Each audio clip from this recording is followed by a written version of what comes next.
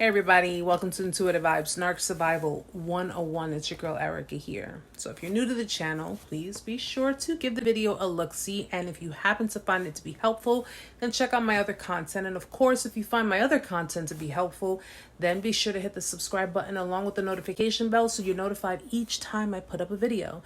And of course, join us every Tuesday, 8 p.m. Eastern Standard Time for our live chats where the community of survivors come in and we all talk it out. It's like a weekly therapy session. So 8 p.m. Eastern Standard Time every Tuesday.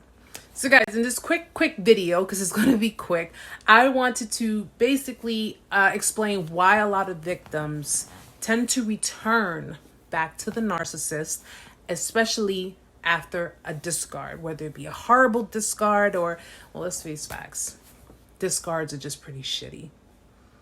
There would really be no reason to put an or in there, because if you've been discarded by a narcissist, then you already know how damaging, how painful, and how destructive that whole entire scene just played out.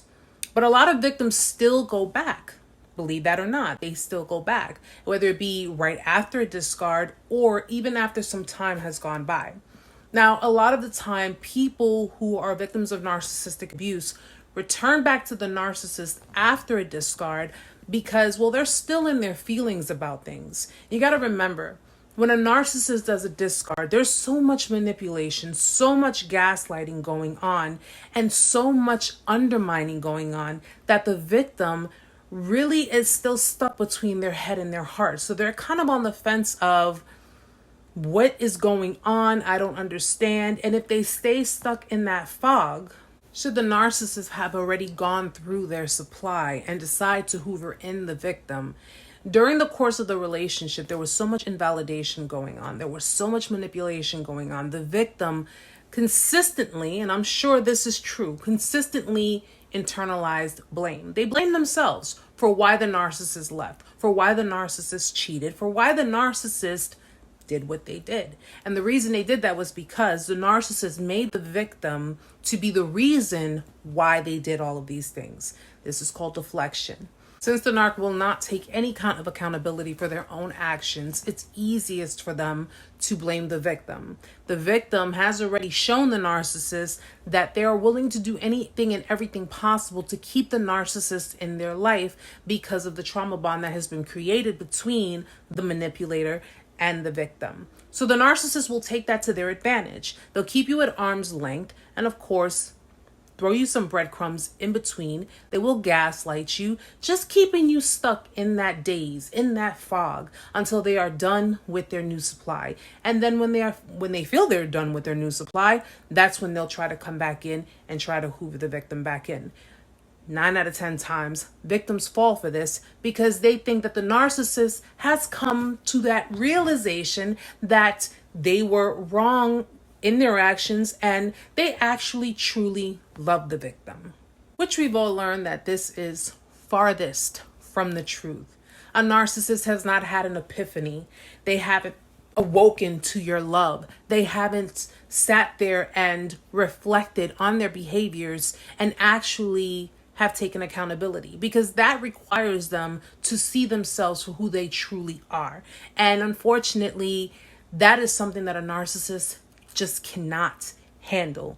So what they'll do is, of course, they'll try to come back in because, see, during that time, they were breadcrumbing the victim. So keeping the victim kind of, in and out, just to keep that person stuck. Within doing so, guys, they come in, they love bomb, they promise, they future fake, they give all of these little crocodile tears, little stories, what have you, making the victim feel sorry for them. The victim still loves them.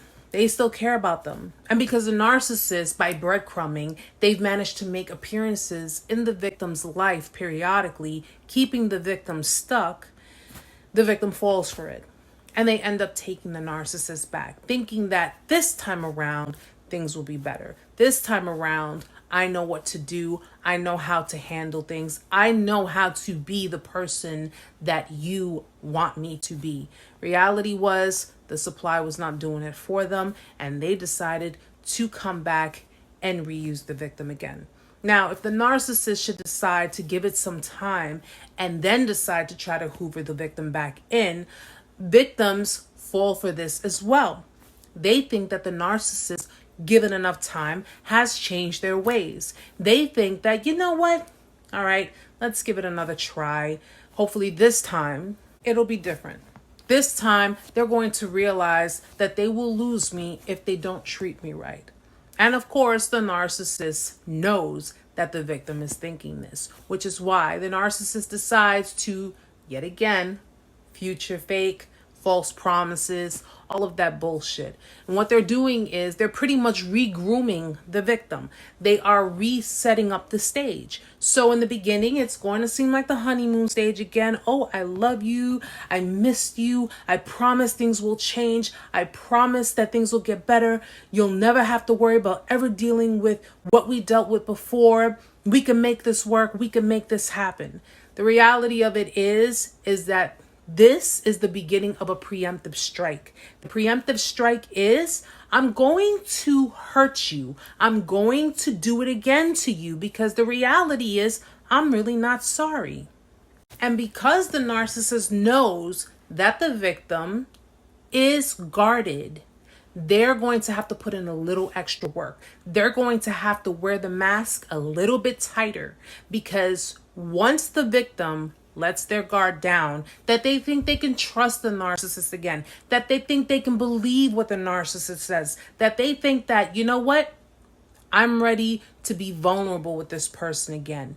The minute the victim decides to do that, that is when, maybe not even at that point in time, but the narcissist will strike again. Narcissists are the kind of people who run with motives. They have motives. And if at any time a victim decided at one point in time to reject the narcissist, but then decided that, fine, I'll give you another shot. I'll give you another chance. That rejection was narcissistic injury, and that warrants revenge.